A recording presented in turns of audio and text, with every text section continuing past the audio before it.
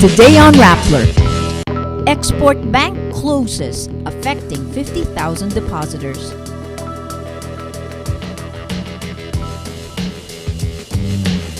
A social weather station survey says the satisfaction rating of the Aquino administration drops.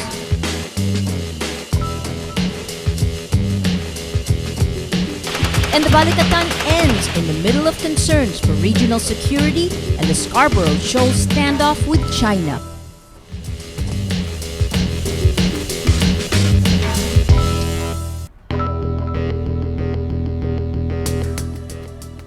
Hello, I'm Maria Ressa.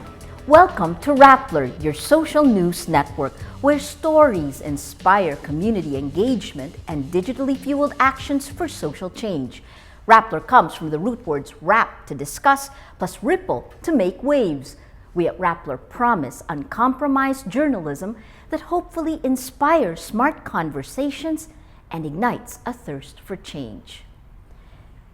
Export Bank collapses, declaring a bank holiday after the Bangko Sentral ng Pilipinas ordered it placed under receivership. The BSP cites the bank's inability to meet obligations because of insufficient assets.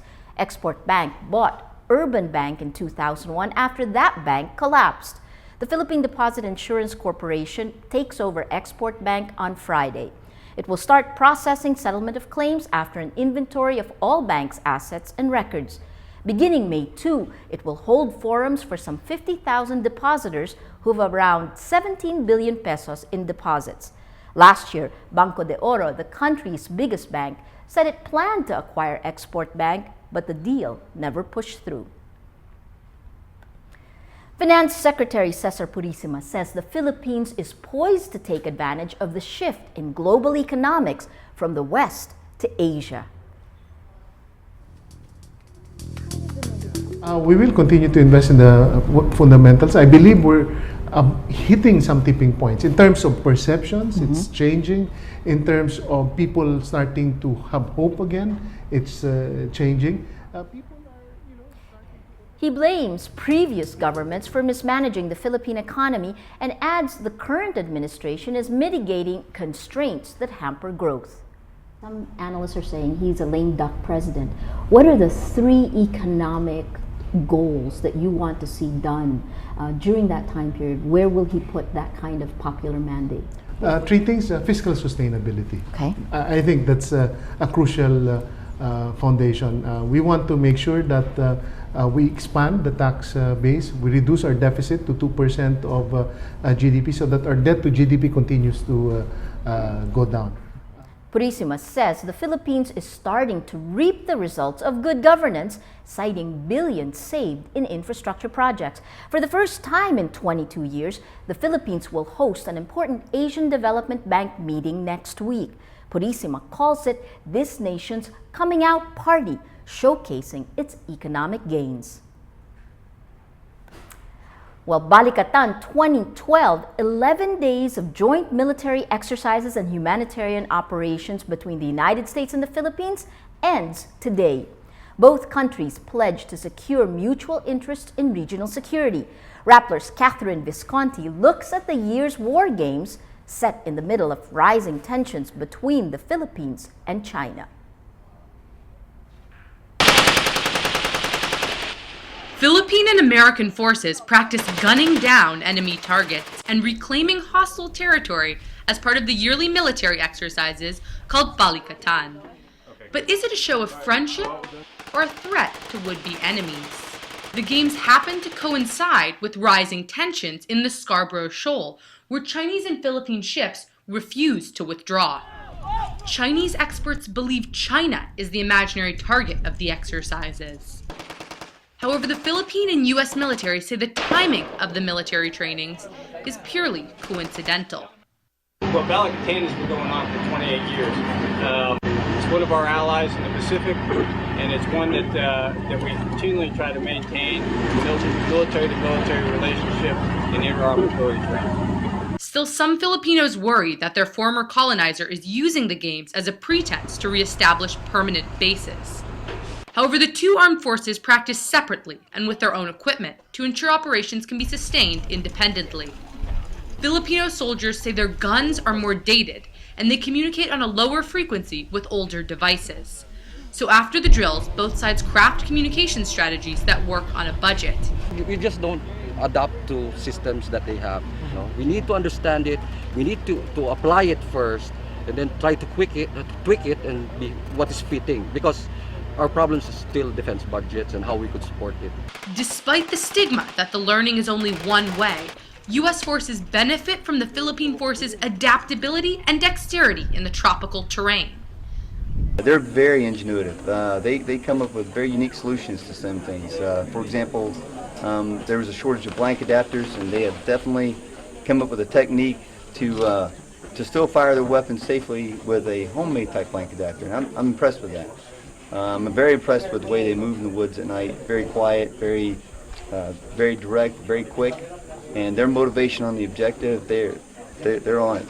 The practical exercises fit well in the U.S. Defense Department's new 2012 strategy to strengthen key partnerships in the Asia-Pacific. The United States conducts similar exercises in Australia and Thailand. China Daily reports that China is reinforcing its own partnership with Russia by staging joint naval drills. While it may be just symbolic, Balikatan, which means standing shoulder to shoulder, suggests a willingness to join fists in a tense global climate. Catherine Visconti, Rappler, Nueva Ecija. Well, the Philippine military creates a special body to investigate an attack by New People's Army rebels in Ifugao province on Wednesday. 11 soldiers and a female civilian were killed. 86th Infantry Battalion Army Commander Eugene Batara says the soldiers were driving back to camp when their convoy was ambushed by rebels in the remote town of Tinok.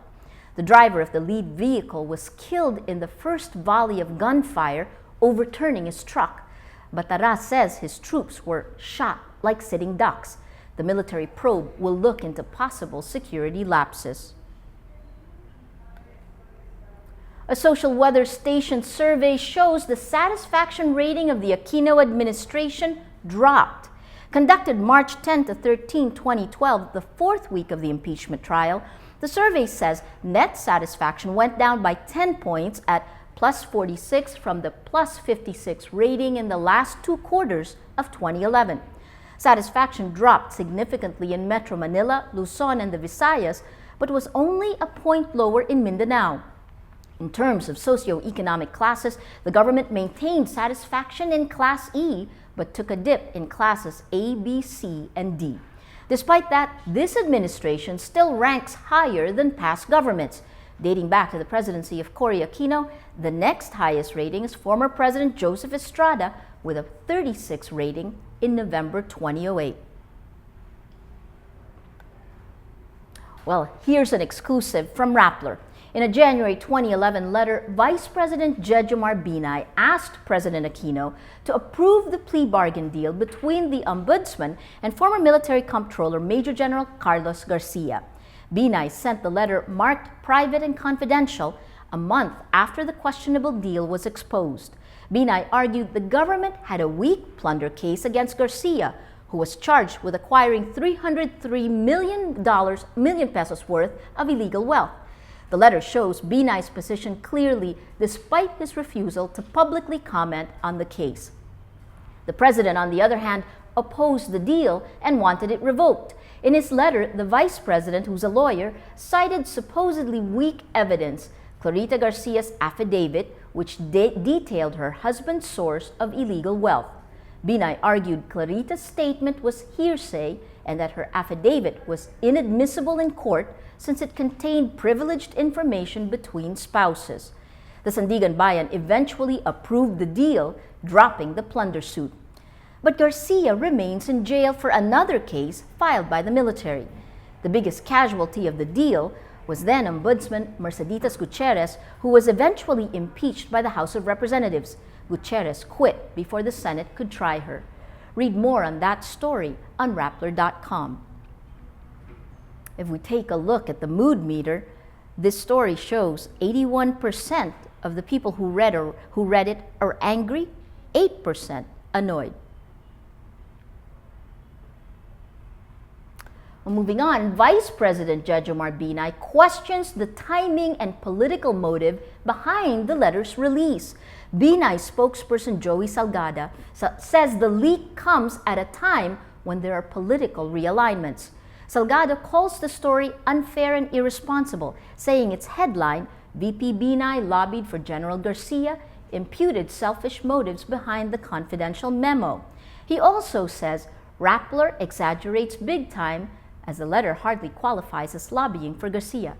Rappler stands behind its headline. Residents of Silverio compound questioned the motive behind the demolition of their homes. On Monday, a bloody confrontation between police and informal settlers in Parañaque killed 1 and injured at least 6. The Silverio compound was earmarked for a socialized housing project by the city government, yet 2/3 of the area is set aside for commercial buildings. Homeowners Association leaders claim their homes were demolished to make way for business. Parañaque Mayor Florencio Bernabe says the housing plan is legal, allowing the city to make money from its assets while providing housing for displaced residents. Bernabe says Parañaque initially wanted SM Development Corporation, the real estate firm of mall tycoon Henry C., to develop the land. SMDC denies any involvement in the project. Well, here's the team to watch in the Palarong Pambansa. The Cordillera region aims to sweep all 4 taekwondo groups in this year's games in Pangasinan. The report from Rappler's Natasha Gutierrez.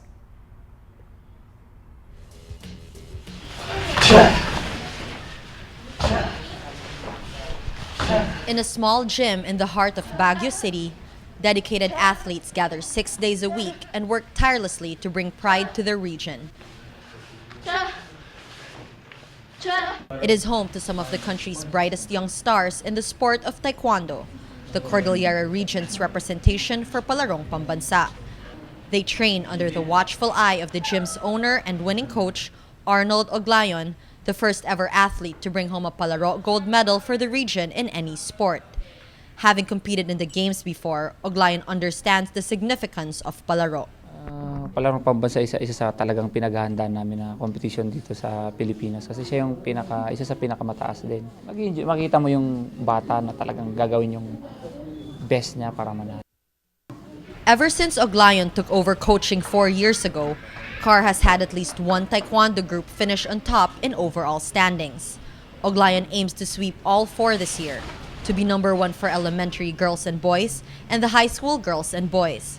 His Palaro athletes, who range from age 9 to 16, work hard to fulfill the dream. One of them is Isa Kiambao. The 12-year-old is excited for her first ever games, which she expects to be difficult but an experience to remember. Masaya daw po pag nanalo. Tapos pag natalo naman daw po, okay lang basta nag-enjoy daw po sila. Ginawa daw po yung best nila. The team also has Palaro veterans like 14-year-old Tristan Kayag, who has competed and won in 2 Palaro games. This year, his 8th year in the sport, Kayag wants to outdo past Palaro performances and snag 3 gold medals. Kayag enjoys a scholarship because of his skills and dreams of representing the country. Dahil po dito, nakapag-aral ako ng libre scholar. Po. Pangarap ko po maging Philippine team po kahit sa college man lang. The discipline needed to succeed in the sport is evident in the commitment shown by the team. Their fate will be determined in Pangasinan, the venue for Palaro, come May. Oglayon believes his kids have what it takes, not just to win Palaro, but eventually to make it to the world's most prestigious sporting event, the Olympics. The next Taekwondo Filipino athlete to qualify for future Olympics may very well be in this room. But to get there, they must first stop 1 competition at a time, including the biggest one in the nation, the one they have all been preparing for, Palarong Pambansa. Natasha Gutierrez, Rappler, Baguio City. Well, fans of American Idol contestant Jessica Sanchez breathe a sigh of relief. The singer, once saved by the judges, moves to the top 5. The 16-year-old sang Queen's Bohemian Rhapsody and Luther Vandross's Dance with My Father. While the judges didn't seem thrilled with Bohemian Rhapsody, they praised her performance of Dance with My Father. Jessica dedicated the song to her dad, a soldier about to be deployed to Singapore. Parents and experts debate the possible harmful effects of letting babies play with iPads using baby apps like Crazy Piano, a music app, and Crayola Color Studio, a digital coloring book. Experts say participating in the real world is still best for babies and children. Child psychiatrists are concerned technology may hamper the baby's understanding of three-dimensional space. Baby George spends half an hour every week playing games on the iPad. His mother believes the iPad lets her baby learn about things that he doesn't have access to in real life. She finds no harm in the moderate and controlled use of gadgets.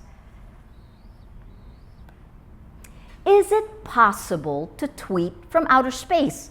Yes, it is, with unique photos. Astronaut Andre Kuipers, who is now above the Earth and is expected to land on July 1, 2012, tweeted a photo of San Francisco Bay. He also tweeted photos of Johannesburg and of the Grand Canyons in the United States. Well, that's Rappler's Wrap for today, Friday, April 27, 2012. Visit Rappler.com and tell us how you feel on our mood meter. I'm Maria Ressa. As we say at Rappler, tomorrow begins today.